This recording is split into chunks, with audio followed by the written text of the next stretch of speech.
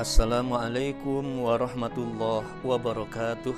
Alhamdulillah, wassalatu wassalamu ala rasulillah Muhammad ibni Abdillah wa ala alihi wa sahbihi wa mawalah, amma ba'du. Marhaban ya Ramadan. Pemirsa yang berbahagia, kenapa kita diperintahkan berpuasa? Setidaknya ada 5 alasan kenapa kita harus berpuasa. Alasan yang pertama, karena ini adalah perintah Allah dan Rasulnya. Ya ayyuhalladzina amanu ati'ullah wa ati'ur rasul. Wahai orang-orang yang beriman, taatlah Allah, taatlah Rasulullah, taatlah kepada Rasulullah sallallahu alaihi wasallam. Allah Subhanahu wa taala berfirman dalam surat Al-Baqarah 183, Ya ayyuhalladzina amanu kutiba alaikumusiyam. Wahai orang-orang yang beriman, telah diwajibkan atas kamu berpuasa. Lihatlah perintah baginda Rasulullah sallallahu alaihi wasallam yang menjadikan bangunan Islam itu ditopang oleh 5 pilar, yang salah satunya adalah yang keempat, menjalankan kewajiban ibadah puasa. Jadi alasan yang pertama dan mestinya menjadi alasan yang terkuat, yang ditempatkan di tempat yang paling atas, kenapa kita berpuasa? Karena ini adalah diperintahkan oleh Allah dan Rasulnya. Kemudian alasan yang kedua, kenapa kita berpuasa? Disebabkan agama-agama terdahulu, umat-umat terdahulu sama diperintahkan berpuasa. Kama kutiba alal ladzina min qablikum, seperti telah diwajibkan kepada umat-umat sebelummu. Kita melihat Nabi Adam berpuasa 3 hari setiap bulan sepanjang tahun. Nabi Daud berpuasa selang 1 hari. Nabi Ibrahim pun demikian berpuasa. Bahkan orang-orang Mesir kuno berpuasa 30 hari dalam setahun, sebagaimana penghormatan kepada bintang Mars yang dipercaya sebagai bintang nasib. Kita lihat agama Buddha melakukan puasa 4 hari dalam sebulan yang dinamakan dengan Upasato. Kita pun dapat menemukan yang namanya orang Yahudi berpuasa 40 hari sepanjang tahunnya. Jadi ketika yang namanya perintah puasa turun, maka kita pun melaksanakan perintah puasa tersebut. Kemudian alasan yang ketiga, kenapa kita berpuasa? Yang ketiga adalah karena ternyata yang berpuasa bukan hanya manusia, melainkan juga hewan, tumbuh-tumbuhan, dan makhluk Allah yang lainnya pun. Baik itu disadari maupun tidak disadari. Ayam berpuasa kurang lebih 21 hari ketika mengerami telur.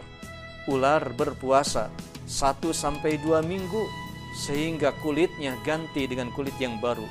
Tumbuh-tumbuhan seperti pohon jati, tatkala musim kemarau tiba, pohon jati menggugurkan dedaunannya.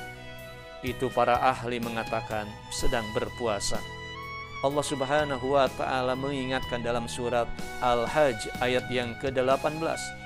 Alam tara annallaha yasjudu lahu man fis samawati wa man fil ard wasyamsu wal qamaru wal nujum wan nujumu wal jibalu wasyajaru wad dawabu wa katsirum minan nas.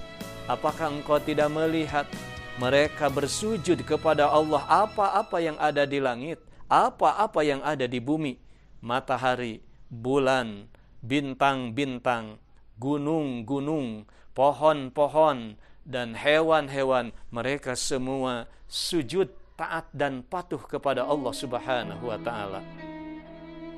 Andai saja kita berpikir yang namanya hewan binatang pun sama taat dan tunduk kepada Allah Subhanahu wa taala, seperti halnya mereka berpuasa, apalagi kita makhluk yang punya akal, yang nyata-nyata diperintahkan oleh Allah dan Rasulnya untuk berpuasa. Kemudian yang keempat, kenapa kita berpuasa? Alasan yang keempat, dikarenakan berpuasa sangat bermanfaat bagi manusia, bagi jasmani maupun rohani. Lihatlah para dokter ketika akan melakukan operasi menyarankan kepada pasiennya untuk berpuasa. Lihatlah orang tua dahulu atau juru hias supaya pengantin keluar auranya. Mereka memerintahkan untuk berpuasa terlebih dahulu. Baginda Rasul mengingatkan dalam hadis yang sangat ringkas, sumu tasihu, berpuasalah engkau semuanya, maka sehatlah kamu semuanya. Para peneliti di salah satu perguruan tinggi di California meneliti hubungan puasa dengan imunitas, sehingga lahir yang namanya sebuah kesimpulan. Kesimpulannya itu adalah rasa lapar akan merangsang sel-sel induk menghasilkan sel-sel darah putih. Alasan yang kelima, kenapa kita berpuasa?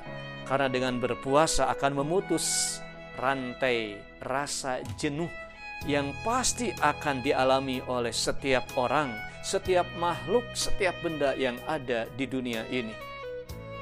Lihatlah air yang dicampurkan dengan gula, dicampurkan lagi gula, dicampurkan lagi gula, maka lama-lama tidak akan mencair lagi karena larutan tersebut sudah sampai kepada titik jenuh.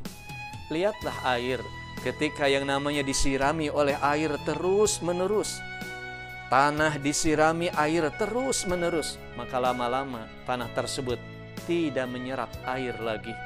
Lihatlah yang namanya kita manusia makan siang, pagi, malam makan, sepanjang tahun kita makan, lama-lama kita akan merasakan kebosanan dengan makan itu. Pernahkah Bapak dan Ibu pemirsa merasakan bosan, gak enak makan, gak enak minum dan lain sebagainya? Berarti itu sudah menandakan Bapak dan Ibu sudah mencapai rasa jenuh terhadap makan dan minum. Lalu harus bagaimana ketika kita sudah merasakan kejenuhan? Diberhentikan dulu. Dalam Islam dipuasakan terlebih dahulu, sehingga kita berpuasa sepanjang hari dari pagi sampai sore. Ketika sampai waktu maghrib timbul lagi semangat nafsu makan. Jangankan lauk pauknya dengan yang enak-enak, yang sederhana pun insya Allah akan dilalap dengan lahapnya. Itulah salah satu manfaat yang sangat penting sekali kenapa kita harus berpuasa, untuk memutus rasa jenuh yang ada pada diri kita. Mudah-mudahan bermanfaat. Wassalamualaikum warahmatullahi wabarakatuh.